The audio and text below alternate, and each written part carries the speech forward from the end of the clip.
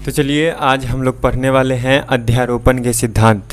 Question दे दिया गया है आपको, है ना। वीवीआई क्वेश्चन करके आपको यूट्यूब पर अपलोड कर दिया गया है। समथिंग 22-23 क्वेश्चन होंगे फर्स्ट चैप्टर में, वो आप जाके देख लीजिएगा। उसी में से एक टॉपिक ये है, क्या है, अध्यारोपण के सिद्धांत। समझिएगा बारीकी से इसको, ज़्यादा कुछ नहीं है, बहुत ही ईजी है। देखिएगा, अध्यारोपण का सिद्धांत का मतलब पहले समझिए कि अध्यारोपण के सिद्धांत मतलब एक आदमी है, उस पर कितना सारा बल लग रहा है, एक वायुमंडल का, एक गुरुत्वाकर्षण का, इधर उधर, मतलब बहुत सारा बल लग रहा है इस शरीर पे। ठीक है, उसी चीज़ के बारे में यहाँ पे दर्शाया है कि भाई साहब अध्यारोपण के सिद्धांत है, क्या है, नहीं है। तो समझिएगा, कहता है कि एक आवेश यहाँ पे है, क्यों एक आवेश है, पढ़िए पहले। कहता है कि किसी एक आवेश द्वारा लगाया गया विशिष्ट बल अन्य आवेशों की उपस्थिति के कारण प्रभावित नहीं होता। मतलब एक के पास जितना बल होगा ना, वो अन्य आवेश, यानी कि एक के पास जितना बल होगा वो अगर चाहे कोई दूसरा, तीसरा, चौथा, पाँचवा, छठा, सातवां कि हाँ उसको मिला दे तो हिलने वाला नहीं है। मान के चलिए कि खल्ली जो है, अब खल्ली को मिल के अगर हराना चाहे तो 3-4 पर्सन को हराना पड़ेगा। ठीक है, WWE की बात नहीं कर रहे हैं, हार जीत की खेल होती रहती है, नॉर्मल बात है यहाँ पे, है ना। तो समझिएगा कि ये जितना एक आवेशित बल है, देखिए एक आवेश द्वारा लगाया गया विशिष्ट बल, मानी कि इसके द्वारा लगाया गया विशिष्ट बल अन्य आवेश की उपस्थिति के कारण प्रभावित नहीं होता। मान के चलिए कि एक आवेश ये है, ये क्या है, Q1, एक आवेश EV है, ये क्या है, Q2, एक आवेश ये है, ये क्या है, Q3, एक आवेश ये है, ये क्या है, Q4, एक आवेश ये है, ये क्या है, Q5। सब आवेश को डोनेट कर दिए हैं। 5 को आवेश मिलके एक आवेश पर क्या कर रहा है, बल लगा रहा है। 5 आवेश मिलके एक आवेश पे क्या कर रहा है, बल लगा रहा है। अब आप हमको बताइए कि 5 आवेश मिलके एक आवेश पर बल लगा रहा है, तो क्या ये डुलने वाला है, डुलने वाला है? नहीं। समझिएगा एग्जाम्पल के थ्रू, मान के चलिए कि भाई साहब ये एक बॉक्स है, चाहे ये एक सिल्ला है,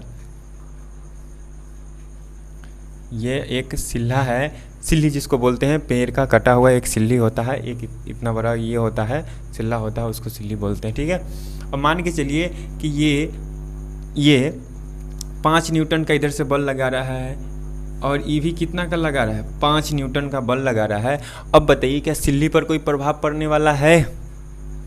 अरे सिल्ली पर प्रभाव पड़ने वाला है, कहिएगा नहीं सर सिल्ली पर कोई प्रभाव नहीं पड़ रहा है, क्योंकि बल दोनों तरफ से क्या हो रहा है, समान लग रहा है। बल दोनों तरफ से क्या लग रहा है, समान लग रहा है। चलिए इधर से ले लेते हैं, EV कितना 5 न्यूटन का बल लगा रहा है, EV कितना 5 न्यूटन का बल लगा रहा है। क्या सिल्ली को अपनी जगह से हिला पाएगा चारों मिल के? कहिएगा नहीं सर, बिल्कुल नहीं हिला सकता है। काहे नहीं हिला सकता है कि यहाँ पे अगर पहला व्यक्ति, दूसरा, तीसरा और ये क्या हो गया, चौथा, जो पहला बल लगा रहा है उतना बल भी कौन लगा रहा है, दूसरा व्यक्ति, तो कोई प्रभाव पड़ने वाला नहीं है। अब उत्तर दक्षिण की बात कर लेते हैं, पूर्व पश्चिम की बात कर लेते हैं। तो कहिएगा कि हाँ सर कि जितना तीसरा नंबर व्यक्ति जो बल लगा रहा है 5 न्यूटन, उतना बल कौन लगा रहा है, चौथा व्यक्ति बल लगा रहा है, इसलिए सिल्ला को टस से मस नहीं कर सकता है। अगर आपका हिम्मत है तो आप करके बताइए, तो भाई हमरो बस के बात न है। बात है समझ में, हमरो बस के बात नहीं है कि हाँ सिल्ला को क्या करे, हम लोग टस से मस कर दे। सिल्ला को लकड़ी का टुकड़ा बोलते, क्या बोलते हैं, सिल्ला, सिल्ला से सीधे याद रखो ना, लकड़ी का टुकड़ा,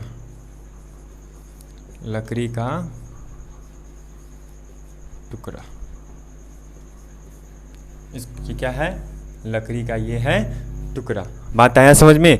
उसी प्रकार से यहाँ पर ये कहता है, जब अगर ये क्लियर है तो आपको यहाँ पे ये भी क्लियर हो गया होगा कि सर एक आवेश है, एक आवेश पे 5 गो आवेश लग रहा है, बल लगा रहा है, 5 दिशा से, 4 दिशा से लगा रहा है, तो क्या उस आवेश को डुला सकता है? आपका आंसर होगा नहीं सर, बिल्कुल नहीं डुला सकता है। मान के चलिए कि ये 5 न्यूटन का बल लगा रहा है, ये भी 5 न्यूटन का बल लगा रहा है, ये भी 5 न्यूटन का बल लगा रहा है, ये भी 5 न्यूटन का बल लगा रहा है, ये भी 5 न्यूटन का बल लगा रहा है, तो बल बराबर लगा रहा है कि नहीं लगा रहा है? ये अपना और खींचेगा, ये अपना और खींचेगा, ये अपना और खींचेगा, ये अपना और खींचेगा, ये अपना, ये तो भाई चारों तरफ से चारों खींच रहा है, इसको चारों तरफ से चारों खींच रहा है। ये टस से मस होने वाला नहीं है। कहला नहीं कि जितना बॉली लगा रहा है उतना बॉली भी लगा रहा है। भाई बात आ रही है समझ में? कोई आवेश अध्यारोपण के सिद्धांत में उसको टस से मस नहीं कर सकता है। एक बात ध्यान रखिएगा, कूलॉम के नियम में और अध्यारोपण के सिद्धांत में जो आवेश होता है वो क्या होता है? स्थिर होता है। क्या होता है?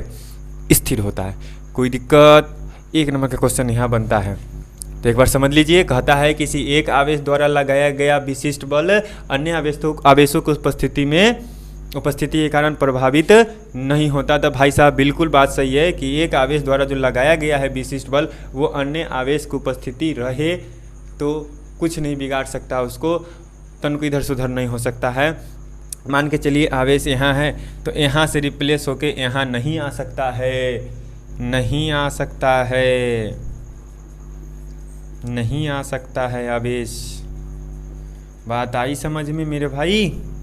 अरे लल्ला क्लियर है?